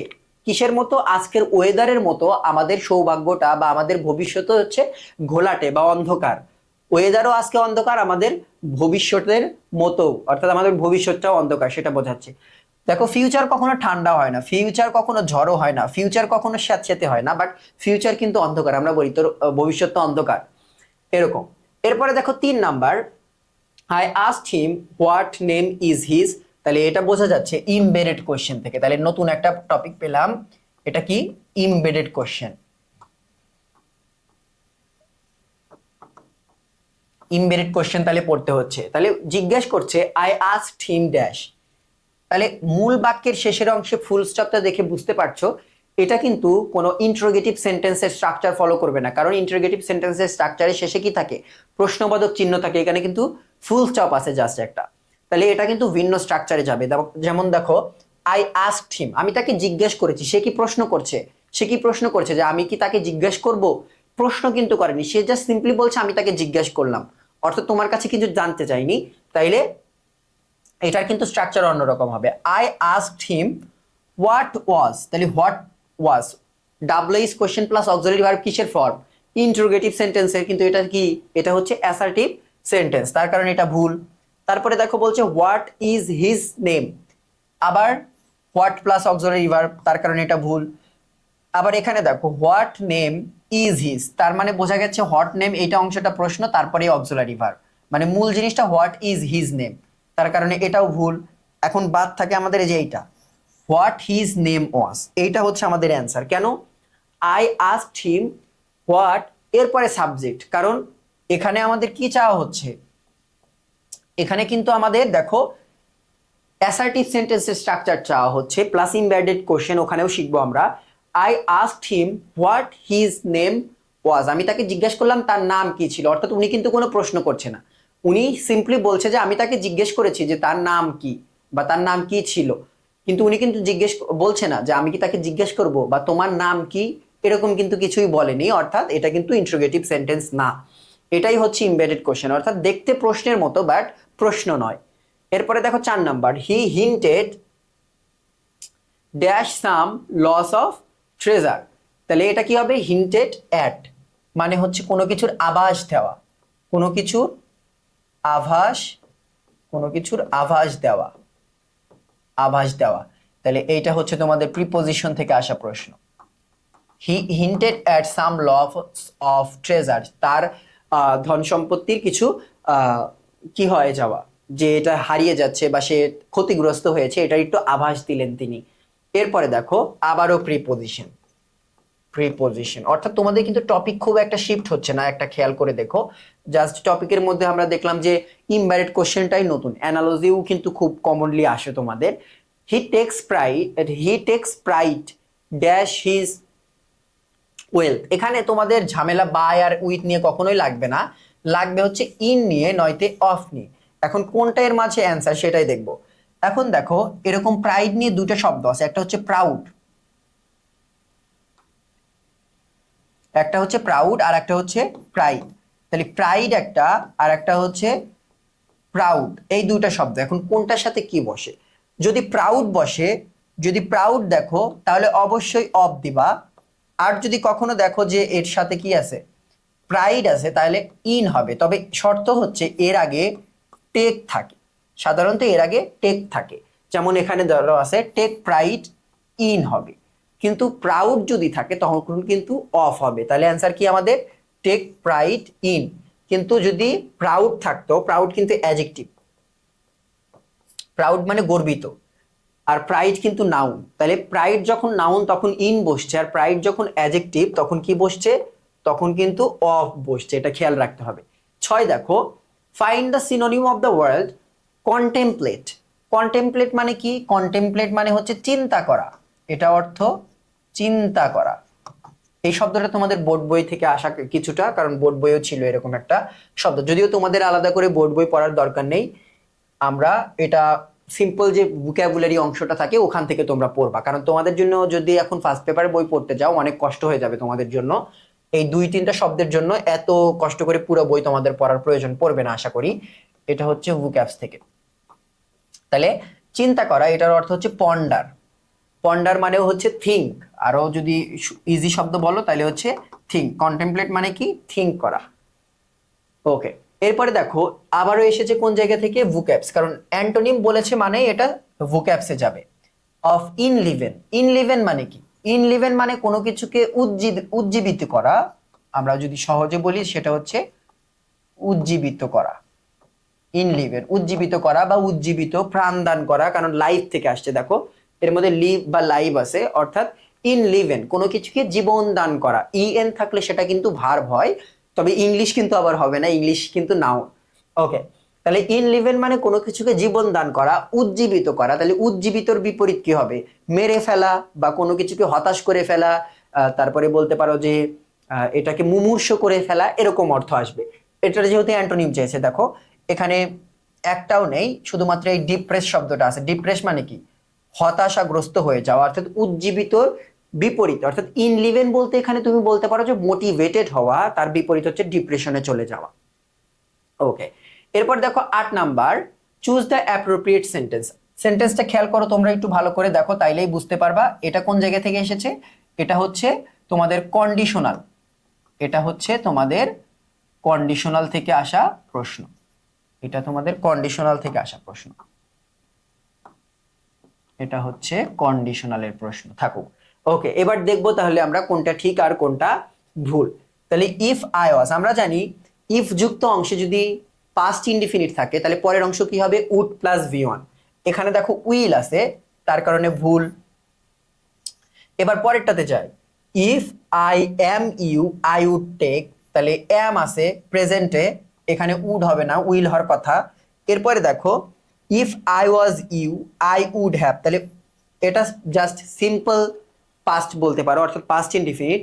পাস্ট ইনডিফিনিট হলে কি হ্যাভ বসে, হ্যাভ প্লাস ভি3 বসে? অবশ্যই না, কারণ তোমাদের কিন্তু এই নিয়ম তিনটা কিন্তু মুখস্থ থাকতে হবে, এই তিনটা, যে ইফ প্লাস যদি প্রেজেন্ট ইনডিফিনিট হয় তাহলে subject plus will plus V1, if plus যদি পাস্ট ইনডিফিনিট, প্রেজেন্ট ইনডিফিনিট গেলে উইল, পাস্ট ইনডিফিনিট গেলে উড, আর যদি পাস্ট পার্টিসিপল অর্থাৎ হ্যাড প্লাস ভি3 থাকে, আর পাস্ট ইনডিফিনিট মানে ওয়াজ, ওয়ার বা জাস্ট সিম্পল ভি2 যদি থাকে তাহলে উড হবে, আর এটা থাকলে উড প্লাস হ্যাভ প্লাস ভার্বের ভি3 কিন্তু হবে। এই স্ট্রাকচারটা কিন্তু একাডেমিক থেকে তোমরা পড়েছো। তাহলে এখানে এটাতেও ভুল আছে, তাহলে অ্যান্সার হচ্ছে কোনটা, এই যে এইটা, if I were you I would take the job. তাহলে এখানে ওয়ার আছে প্লাস কি বসলো সাথে, সাথে উড বসলো প্লাস ভি1 বসলো, অর্থাৎ অ্যান্সার আমাদের কোনটা, সি নাম্বারটা হচ্ছে আমাদের মূল অ্যান্সার। ওকে, এরপরে যাব দেখো 9 নাম্বারে, choose the most appropriate sentence, অর্থাৎ এখান থেকে কোন সেন্টেন্সটা সঠিক। এটা আমরা কারেকশনে না রেখে রাইট ফর্ম অফ ভার্বে রাখবো। কেন রাখবো, কারণ এটা রাইট ফর্ম অফ ভার্বে তোমরা একাডেমিকে পড়েছো। তাহলে একটা জিনিস খেয়াল করো, একাডেমিক থেকে কিন্তু অনেক কিছু আসছে, মোটামুটি 3-4টা প্রশ্ন একাডেমিকের সাথে সাথে অবশ্যই সামহাউ রিলেটেড, কিন্তু এই জিনিসটা দেখো এখানে কোন জায়গায় রিলেটেড। তোমরা কিন্তু লুক ফরওয়ার্ড টু বা লুকিং ফরওয়ার্ড টু, এই জিনিসটা কিন্তু তোমরা মুখস্থ করেছিলে একাডেমিকে, কিন্তু মনে করে দেখো, বা can not help, could not help, can not but, could not but, এই নিয়মগুলো কিন্তু তোমরা একাডেমিকে মুখস্থ করেছো। তাহলে প্রথমে বলছে she is looking forward to meet you. আমরা কি জানি, লুক ফরওয়ার্ড টু প্লাস ভার্বের কি হয়, ভার্ব প্লাস আইএনজি হয়, এটা কিন্তু তোমাদের সকলেরই জানা। She is looking forward, to নেই এখানে, টু না থাকার কারণে ভুল। এরপরে দেখো she is looking forward to meet you, meet you হয় না, মিটিং ইউ হয়। She is looking forward to meeting you, এই যে এইটা ঠিক আছে। তারপরেও তোমাদের অনেকের মাথার মধ্যে, আমরা তো নিয়ম হিসেবে মুখস্থ করি, তোমাদের কখনো কি মাথার মধ্যে আসছে যে কেন এই জিনিসটা আসলে আইএনজি হয় লুক ফরওয়ার্ড টুর পরে? এখানে দেখো, এখানে she is looking forward to meeting you, এই শব্দ এসেছে, অর্থাৎ সে তোমার সাথে দেখা করতে চাচ্ছে, এরকম অর্থে। এর কারণে মূলত শব্দের অর্থে ঠিক রেখে এখানে হচ্ছে মূলত ভার্বের সাথে সবসময় ওই মিটিংটা হয়, she is looking forward to meeting you. Okay, এরপরে দেখো ফাইন্ড দ্য কারেক্ট স্পেলিং। এখানে দেখো নিউমোনিয়া শব্দের বানান এসেছে, সবগুলো ভুল, একমাত্র সঠিক হচ্ছে আমাদের এইটা। তোমরা এটা কিন্তু আগেও পড়েছো, যারা অ্যাডমিশন নিয়ে একটু ঘাটাঘাটি করো তাদের কিন্তু এই শব্দটা চোখে পড়ার মতো, কারণ এটা কিন্তু অনেকবার পরীক্ষায় আসছে, চাকরির পরীক্ষায় এসেছে। তাহলে পি, তারপরে হচ্ছে এন ই ইউ, তারপরে Munia, P N E you Munia, এই জিনিস খেয়াল রাখবা। এই নিউমোনিয়ার পি এ কিন্তু কোনো উচ্চারণ কিন্তু হয় না। এরপরে দেখো স্পেলিং, এরপরে হচ্ছে স্পেলিং, স্পেলিং এসেছে। এবার হচ্ছে অ্যাকুয়েন্টেন্স, অ্যাকুয়েন্টেন্স শব্দের বানানটা আমরা দেখবো, দেখি কোনটা ভুল। প্রথমে হচ্ছে আমরা কিভাবে মনে রাখবো আগে সেটা দেখি, তোমরা এই অ্যান্সারটা তাহলে বের করতে পারবা। অ্যাকুয়া, প্রথমে করতে হবে অ্যাকুয়া। অ্যাকুয়া মানে কি, অ্যাকুয়া মানে হচ্ছে পানি বা জল। অ্যাকুয়া ইন টানসে, অ্যাকুয়া ইন টানসে, এটা যদি মনে রাখতে পারো তাহলে আর অ্যাকুয়েন্টেন্স কখনো ভুল হবে না। অ্যাকুয়েন্টেন্স মানে জানাশোনা, পরিচিত, নোন বা ফ্যামিলিয়ার, এই অর্থে আসে। তাহলে অ্যাকুয়া ইন টানসে কোন জায়গায় আছে দেখো, A C Q U A, in টানসে দেখো, তোমরা একটু সমাধান করার চেষ্টা করো। অ্যাকুয়া, এখানে কিন্তু অ্যাকুয়া শব্দের এখানে একটা এ হবে, এই জায়গাটাতে হচ্ছে এ হবে। তারপরের অংশটা দেখো, তাহলে প্রথমটা আমরা এখান থেকে বাদ দেওয়া শুরু করি, দেখি লাস্টের অংশে দেখো কোনো জায়গায় কিন্তু ভুল নেই। তাহলে টানসে নিয়ে কিন্তু তোমাদের কখনোই প্যারা হবে না। কোন জায়গাটাতে প্যারা হবে এইটা কিন্তু তোমাকে একটু খেয়াল রাখতে হবে, যে কোন জায়গায় তোমার প্যারা হয়ে যাচ্ছে এটা সবসময় খেয়াল রাখবে। দেখো তাহলে এই অ্যাকুয়া, প্রথমে এটা ভুল কেন, শুধু অ্যাকুয়া হয়ে গেছে। এই অ্যাকুয়ার আগে হচ্ছে এ থাকে একটা, একটু বড় করে লিখে দিই, লেখার সময় ভুল গিয়েছিল। এই অ্যাকুয়ার আগে কিন্তু ACQUA অ্যাকুয়া, এরপরে হচ্ছে ইন, তারপরে টানসে। তাহলে এখানে ভুল অ্যাকুয়া আছে, এখানে ভুল অ্যাকুও আছে, তার কারণে ভুল। তাহলে আমাদের ঠিক কোনটা, এই যে বি নাম্বারটা, অ্যাকুয়া ইন টানসে। ওকে, তার আগে আমি একটু পানি খেয়ে নিই, তোমরা একটু অপেক্ষা করবা, আমাকে 2টা মিনিট সময় দিবা। তোমরা ততক্ষণে এই শব্দটা মুখস্থ করে নাও।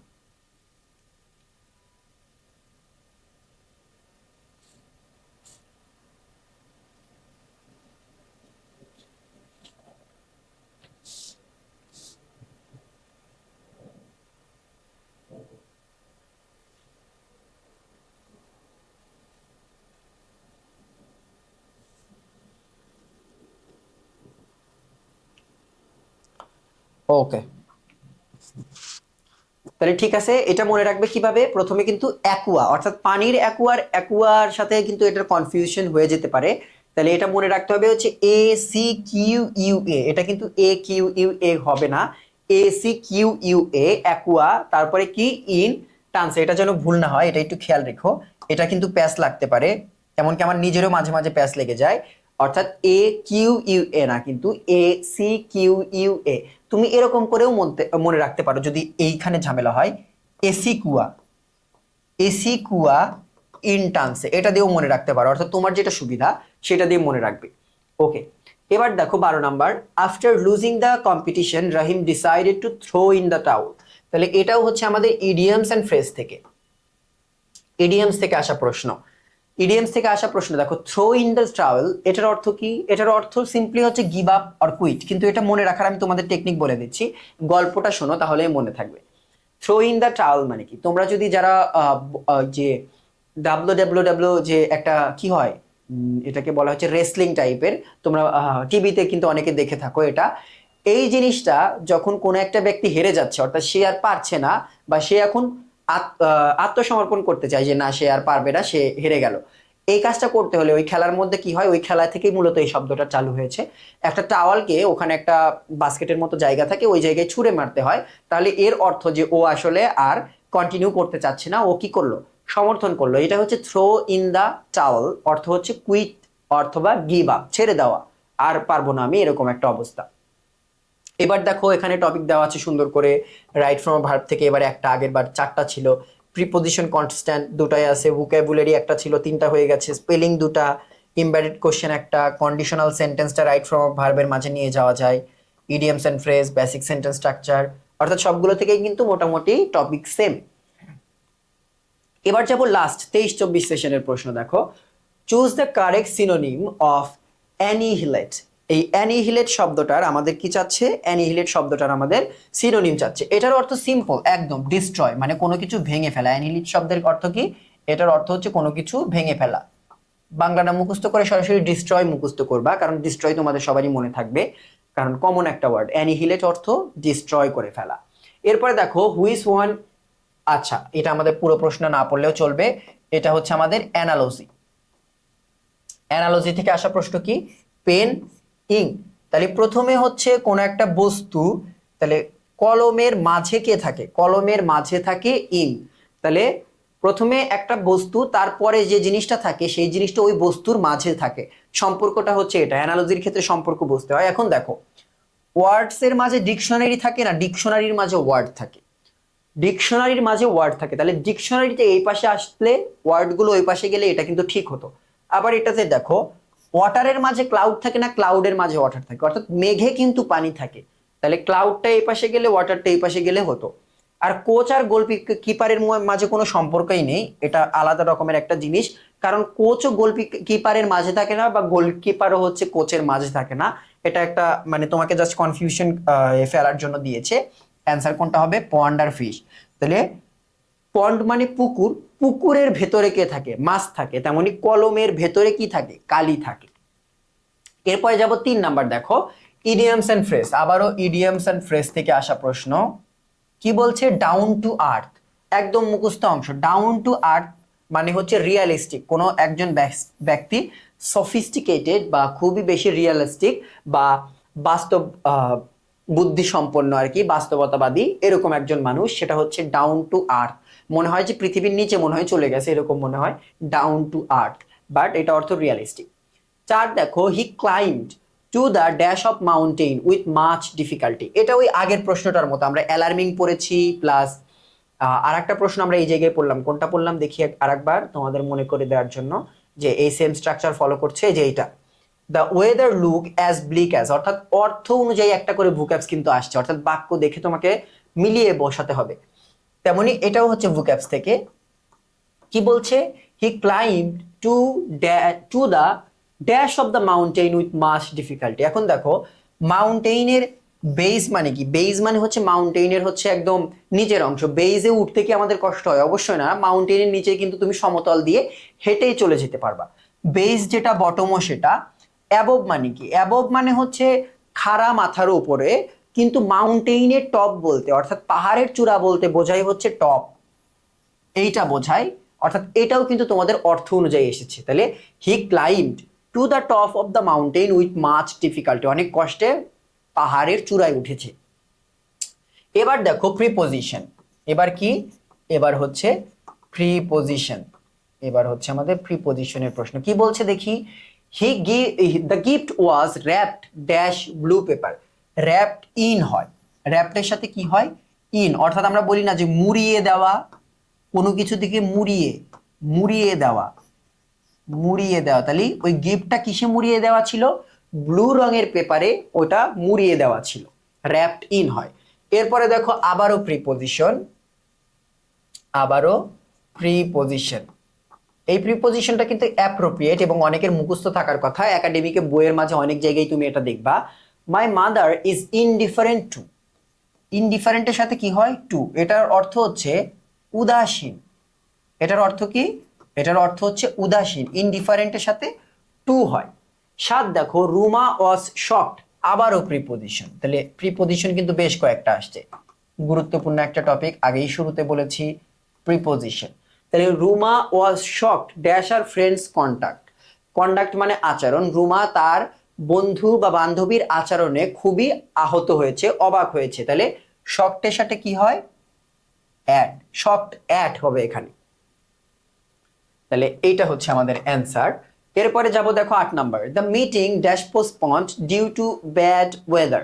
তাহলে মিটিংটাকে বন্ধ করে দেওয়া হয়েছে কিসের কারণে? খারাপ ওয়েদার কারণে। এখানে V3 আমরা দেখতে পাচ্ছি, পোস্টপন্ড।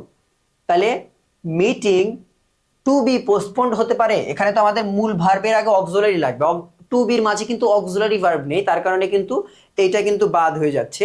এরপরে দেখো, এরপরে যদি উইল বসাও, উইলের পরে কি বসে? উইলের পরে ভার্বের V1 বসে, তার কারণে কিন্তু এটা বাদ। এরপরে দেখো, যদি তুমি এবার বসাও the meeting were postponed due to bad weather, নাকি the meeting has been postponed? The meeting has been postponed due to bad weather, নাকি দ্য মিটিং ওয়ার? ওয়ার কেন হবে না এখন দেখো? কারণ মিটিং তো সিঙ্গুলার। মিটিং কি? মিটিং কি, সরি, মিটিং কিন্তু সিঙ্গুলার। তাহলে সিঙ্গুলারের সাথে কি ওয়ার বসতে পারে? অবশ্যই না। এর সাথে কি বসবে? এইটা বসবে। তাহলে অ্যান্সার হচ্ছে আমাদের কোনটা? Has been. এটা কিন্তু মাথায় একটু দেখো, অনেক জিনিস দেখো বাদ দেয়া গেল, একদম ইজি ইজি। প্রথমটাতে অক্সিলারি নাই, তারপর এটাতে ভার্বের কারণে ভুল, কারণ পোস্টপন্ড আছে অলরেডি, এখানে সিঙ্গুলার প্লুরাল। অর্থাৎ একটা প্রশ্ন সলভ করতে কিন্তু অনেক কিছু মাথায় তোমাকে রাখতে হবে। এই প্রিপারেশন তুমি শুরু থেকে নাও। প্রথমে বেসিক গ্রামার গুলো সব ভালো করে পড়তে হবে, এবং দিন শেষে তোমাকে অনেক বেশি তুমি একটা টপিক পাবা, সেটা হচ্ছে কারেকশন বা পিন পয়েন্ট এরর বা মিসসেলেনিয়াস। এই টপিকটা পড়লে ব্রেন দ্রুত শিফট করা শিখে যায়, যে প্রথমেই নাউনের প্রশ্ন, এরপরে হুট করে রাইট ফ্রম আ ভার্ব প্রশ্ন, এরপরে তারপরে দেখা গেল তোমাকে সাবজেক্ট ভার্ব এগ্রিমেন্টের প্রশ্ন, এমবেডেড কোশ্চেনের প্রশ্ন। এই যে মাথা ওই টপিকগুলোতে শিফট করে, এটা পরীক্ষার হলে খুবই ভালো কাজে লাগে। এটা তোমাকে অনেক বেশি প্র্যাকটিস করতে হবে। 9 দেখো, the policeman dash the thief after a brief chase, তাহলে এইটা হচ্ছে আবারও রাইট ফর্ম অফ ভার্ব থেকে। তাহলে পুলিশম্যান, তোমরা কি জানো যে পুলিশ শব্দটা কিন্তু প্লুরাল। এই পুলিশ শব্দটা কিন্তু প্লুরাল, কিন্তু পুলিশম্যান কিন্তু singular.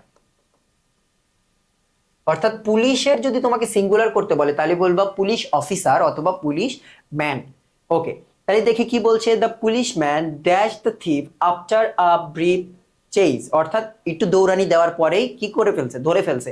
The police is caught, the police is caught মানে কি, পুলিশে কি ধরে ফেলেছে। এটা কি পুলিশ ধরছে না চোরকে ধরছে, চোরকে ধরছে, তার কারণে ভুল অর্থগত।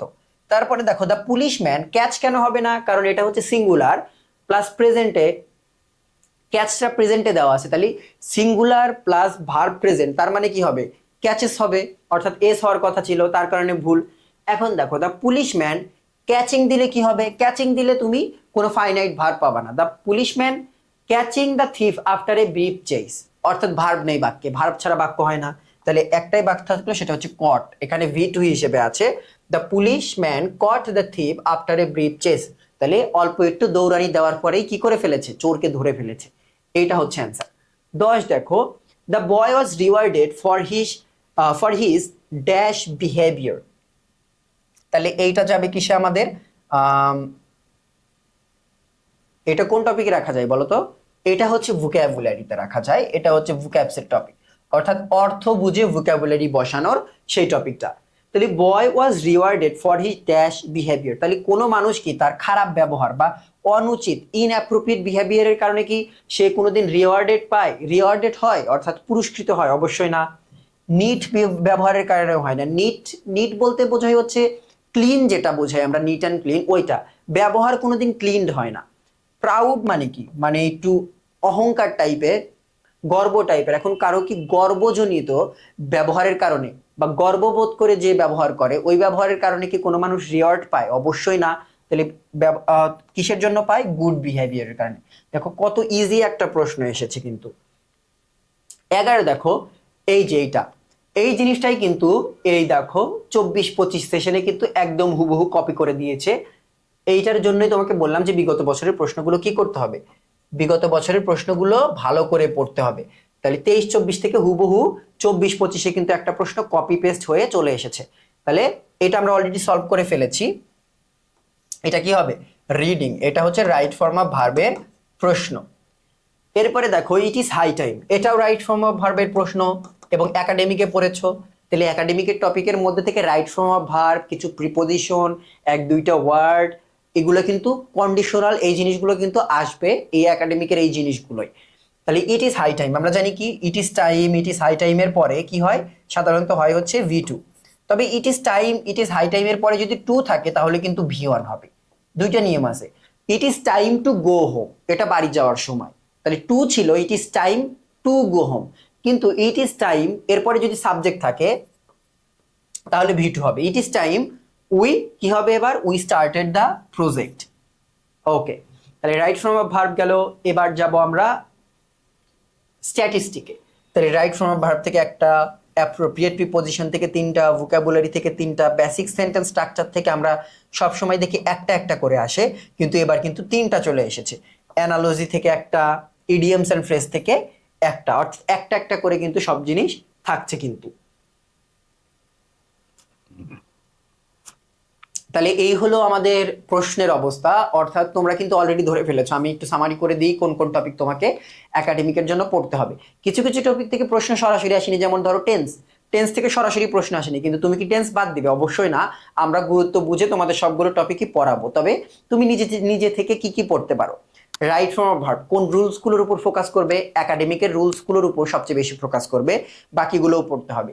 এরপরে কি আসবে, ভোকাবুলারি, বিগত বছরের গুলো বেশিরভাগ চেষ্টা করবে পড়ার, নতুন কোনো ভোকাবুলারি তোমাদের আসেনি, যেগুলো অন্য অন্য ইউনিট চাকরির পরীক্ষায় আসে ওগুলোই কিন্তু তোমাদের এসেছে। এরপরে কি পড়বা, ইডিয়মস এন্ড ফ্রেজ পড়বা, স্পেলিং অনেক বেশি পড়তে হবে, ইডিয়মস এন্ড ফ্রেজও পড়তে হবে, বেসিক সেন্টেন্স স্ট্রাকচার পড়তে হবে। বিশেষ করে ইন্টারোগেটিভের পার্টটা আমরা দেখেছি বেশি গুরুত্ব দিয়ে কিন্তু প্রশ্ন হচ্ছে এখান থেকে। এরপরে সাবজেক্ট ভার্ব এগ্রিমেন্টটা তোমাকে পড়তে হবে, কারণ এইটা ওই সেন্টেন্সের যে অংশটা ওইটা সলভ করতে কিন্তু আমাদের সাবজেক্ট ভার্ব এগ্রিমেন্টটা কিন্তু অনেক বেশি লেগেছে। এর পাশাপাশি অ্যানালজিটা পড়তে হবে, প্রিপোজিশনটা অবশ্যই পড়তে হবে। ওকে, তাহলে টপিক গেল। এবার আমরা রিটেনের অংশটাতে একটু ফোকাস করি, দেখি রিটেন থেকে কি কি প্রশ্ন এসেছে 25-26 সেশনে। ট্রান্সলেশন, তাহলে আমরা এখানে আসছি, তার আগে আমরা টপিক সিলেক্ট করব। ট্রান্সলেশন এসেছে plus error correction. Error correction মানে আমরা এতক্ষণ যে বললাম একটা টপিকের নাম কারেকশন, সেন্টেন্স কারেকশন, ওই টপিকটা। তাহলে 25-26 সেশনে কারেকশন এসেছে আর ট্রান্সলেশন, আবারও ট্রান্সলেশন 24-25-এ আমরা গিয়েছি ইরর কারেকশন। আবার যাব এবার দেখো 23-24 ট্রান্সলেশন, এরপরে আচ্ছা translation error correction, error correction. তাহলে টপিকটা দেখি আমরা কি কি। মূলত তোমাকে কারেকশন পড়তে হবে আর ট্রান্সলেশন পড়তে হবে। কারেকশন জিনিসটা কি, এর মধ্যে অনেক টপিক থাকে, এর মধ্যে অনেক টপিক থাকবে,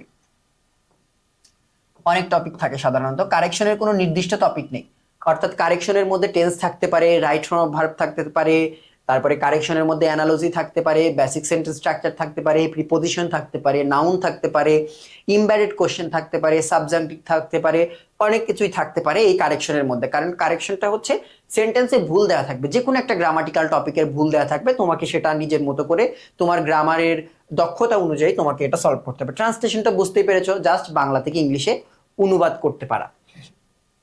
দেখি আমরা কয়েকটা, আমরা তো ক্লাসে অবশ্যই পড়বো, বাট এখানে একটু কিছু দেখি। যেমন বলছে আমি চোখ বন্ধ করতেই ফোনটা বেজে উঠলো। আমরা বলি না যে করতে না করতেই, আমি যেতে না যেতেই, খেতে না খেতেই, নো সুনার কিন্তু বসে। তাহলে no sooner had I closed the my eyes then the phone rang. এরপরে দেখো এরকম ভাবে আর একটা বাক্য, সে এমন ভাবে কথা বলে যে যেন প্রতিটি বিষয়ে সে একজন বিশেষজ্ঞ। তুমি এই সেন্টেন্সের স্ট্রাকচার দেখে আমি আশা করছি অন্তত তুমি বুঝে গেছো যে এই জিনিসটা কোন জায়গা থেকে এসেছে। তোমার একাডেমিকে তুমি কমপ্লিটিং সেন্টেন্সের যে অংশটা পড়েছো ওই জায়গা থেকে কিন্তু এই জিনিসটা দিয়েছে। তাহলে সে এমন ভাবে কথা বলে যে সে সেই বিষয়ের একটা বিশেষজ্ঞ। তাহলে ওই জায়গায় তোমরা অ্যাজ ইফ এর নিয়ম কিন্তু পড়েছো, নো সোনার হ্যাডের কিন্তু তোমরা নিয়ম পড়েছো, অর্থাৎ একাডেমিক থেকে কিন্তু এসেছে, ভালো করে খেয়াল করো। তাহলে he he speaks as if he were an expert in every matter. সে ওই জিনিসে এক্সপার্ট। অ্যাজ ইফ এর পরে কি বসে, ভি টু বসে। আবার দেখি, আমরা যদি অতীতের স্কুল থেকে না শিখি, ইতিহাস অবশ্যই নিজেকে পুনরাবৃত্তি করবে। এখানে স্কুল না, এখানে মূলত মনে হয় ভুল ছিল, ভুল থেকে না শিখি, হ্যাঁ ভুলই ছিল, এখানে স্কুল না। দেখো তাহলে ইফ উই, এইটা তাহলে খেয়াল করো কোন জায়গা থেকে। যদি এখানে উইল প্লাস বি ওয়ান থাকে আর এখানে ইফ থাকে, তাহলে কোন জায়গা থেকে, একাডেমিকের কন্ডিশনাল থেকে। তাহলে if we do not learn from the mistakes of our past, history will certainly repeat itself. তাহলে কন্ডিশনাল সেন্টেন্সের স্ট্রাকচার ফলো করে কিন্তু এটা এসেছে। এরপরে দেখো সমৃদ্ধি আতি গঠনে দক্ষ মানব সম্পদ উন্নয়ন অপরিহার্য। তাহলে এইটা মূলত আমরা ধরলাম যে কোনো সেই রকম স্পেশাল কিছু থেকে আসেনি, সিম্পল বাক্য। তাহলে developing skilled human resources is essential for building A prosperous nation. অর্থাৎ আমি পড়ে দিলে তো আর তোমার হবে না এই জিনিসটা, আমি এখানে যদি তোমাকে একটা একটা করে বুঝাই হবে না, এটার জন্য আমাদের আলাদা ক্লাসের দরকার আছে, আমরা ওই ক্লাসে এটা বিশেষভাবে বুঝবো। তবে কিছু কিছু শব্দ তোমাকে মুখস্থ করতে হবে যেগুলো প্রবার্ব আছে, ইডিয়ামস ফ্রেজ আকারে আছে ওই জায়গা থেকে। এখন দেখি কারেকশন জিনিসটা এটা কিভাবে সলভ করতে হয়। যেমন ধরো এখানে ইরর কারেকশন বলছে identify the correct, identify and correct the errors in following sentences. যেহেতু এটা রিটেন প্রশ্ন, তোমাকে এটার অপশন ধরতে হবে, ভুল কোথায় সেটা ধরতে হবে, কারেক্টও করে দিতে হবে। যেমন ধরো এখানে কি বলছে, ইফ ইউ হেল্পড মি, তুমি যদি আমাকে সাহায্য করতে, তাহলে এখানে কি হতো, এখানে কিন্তু তোমাকে উড দিতে হতো, উড দিতে হতো না, কারণ এইটাই তো। এরপরে দেখো এটা বোর্ড বই থেকে এসেছে, আমেরিগোর পার্ট থেকে। Shoe shine is very popular among the street kids. তাহলে শু শাইন কিন্তু না, শু শাইনিং হয় সাধারণত, অর্থাৎ জুতা পলিশ করা। এরপরে I would like to help you but I am not sure. আচ্ছা এরকম আমরা সবগুলো আমাদের করার দরকার নেই, আমরা এরকম এখানেও দেখো কিছু ট্রান্সলেশন আছে। অর্থাৎ মূল জিনিসটা যেটা সেটা হচ্ছে তোমার কোন টপিকটা পড়তে হবে, কেমন প্রশ্ন আসে। তাহলে যে জিনিসটা আমরা দেখলাম ট্রান্সলেশন 25-26 সেশনের 4টার মাঝে তিনটাই কোন জায়গা থেকে এসেছে? আমরা একাডেমিকে যে টপিকগুলো সাধারণত কমপ্লিটিং সেন্টেন্স, রাইট ফর্ম, ভার্বের আশেপাশের বিষয়গুলো থেকে করেছিলাম, ওখান থেকে কিন্তু প্রশ্ন এসেছে, একটা নর্মাল সেন্টেন্স এসেছে। তুমি যদি এখানে কারেকশনের ক্ষেত্রে দেখো, এটাও কিন্তু একাডেমিক থেকে এসেছে, এটাও বোর্ড বই থেকে এসেছে। দ্য বেনিফিটস অফ মেডিটেশন, এটা হচ্ছে হবে আর, কারণ বেনিফিটস এর কথা বলছে, অর্থাৎ সাবজেক্ট ভার্ব এগ্রিমেন্ট থেকে এসেছে, অর্থাৎ একাডেমিক প্লাস অ্যাডমিশন কিন্তু মিক্স হচ্ছে।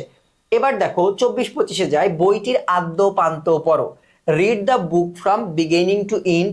জুলাই বিপ্লবের চেতনা রক্ষায় আমরা দৃঢ় প্রতিজ্ঞ, স্বাধীনতা মানুষের জন্মগত অধিকার, এটা বইয়ে ছিল। প্রত্যেকের বাঁচার অধিকার আছে, এটাও হিউম্যান রাইটস চ্যাপ্টারে ছিল। বইটির আদ্যপান্ত পড়ো, এটা সিম্পল বাক্য, এটা হচ্ছে সাম্প্রতিক একটা বাক্য থেকে দিয়েছে, অর্থাৎ মিক্স করে কিন্তু আসছে। অর্থাৎ তোমাকে নর্মাল বাক্য, অর্থাৎ দৈনন্দিন জীবনে ব্যবহৃত হয় এরকম বাক্য মুখস্থ করতে হবে বা ট্রান্সলেট করতে জানতে হবে। বোর্ড বইয়ের কিছু শব্দ তোমাকে দিতে পারে, বা সাম্প্রতিক সময়ে ঘটা কোনো একটা জিনিস তোমাকে দিতে পারে ট্রান্সলেট করার জন্য। এরকম আবার এরর কারেকশন দেখো আছে।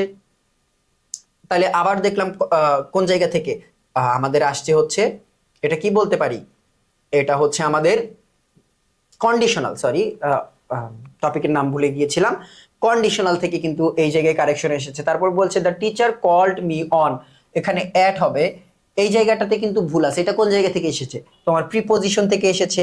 তারপরে দেখো love is the best medicines, হয় না, তাহলে love is the best medicine হতে পারে, মেডিসিনস হতে পারে না। তাহলে এইটা হচ্ছে সিম্পল তোমার সাবজেক্ট ভার্ব এগ্রিমেন্ট থেকে এসেছে, অর্থাৎ গ্রামার থেকে কিন্তু এই জিনিসটা কিন্তু এসেছে, প্লাস একাডেমিক থেকেও এসেছে। The orator had been left auditorium before the audience stood up, তাহলে বিফোরের পূর্বে পাস্ট পারফেক্ট, আর বিফোরের পরে হচ্ছে পাস্ট ইনডিফিনিট, এই নিয়ম একাডেমিকের নিয়ম থেকে এসেছে, অর্থাৎ একাডেমিক অ্যাডমিশনের নিয়ম থেকে মিক্স করে কিন্তু আসছে।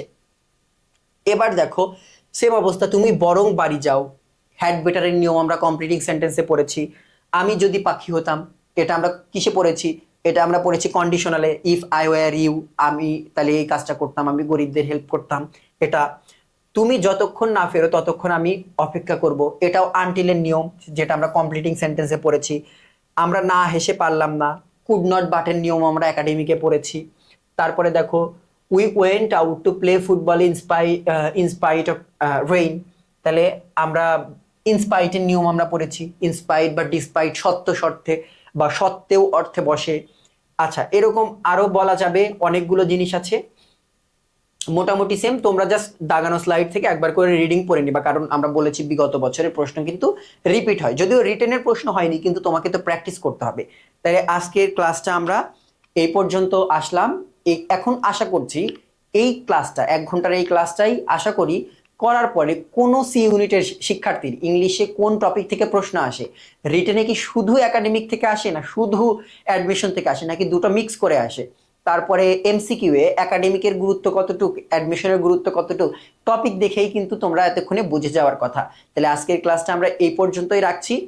এখন তুমি তোমার বন্ধুকে সাজেশন দিবা যে বন্ধু, আমি তো টপিক মোটামুটি অ্যানালাইসিস করে ফেলেছি, কোন কোন টপিক থেকে আসে, তুই এই টপিকগুলো পড়, তুই অ্যাডমিশনে কমন পাবে। অর্থাৎ অন্য কোনো মানুষকে আর তোমার জিজ্ঞেস করতে হবে না যে আমাকে একটু টপিকগুলো বলে দিন প্লিজ, কোন টপিক পড়বো, তুমি নিজেই এখন অন্যজনকে সাজেশন দিতে পারবে যে কিভাবে পড়া উচিত। তাহলে আজকের মতো ক্লাসটি এখানেই শেষ করছি। তোমাদের জন্য শুভকামনা, অ্যাডমিশনে অনেক ভালো রেজাল্ট করো, স্কুল অফ এক্সিলেন্সের গর্ব হও, তোমার বাবা মায়ের গর্ব হও।